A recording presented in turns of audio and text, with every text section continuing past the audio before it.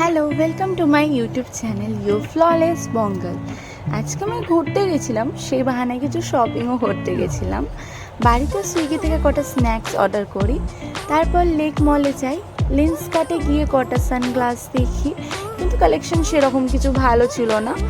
আমি ম্যাক্সে চলে যাই। ওখান থেকে ম্যাক্সে গিয়ে দেখি ফিমেলস অ্যান্ড মেলসের কালেকশন খুবই ভালো এসেছে। আমার ফ্রেন্ড ওর বাবার জন্য একটা শার্ট পারচেস করে। ওইখান থেকে লেক মলের ফুড কোর্টে ওয়াঙ্গোতে যাই।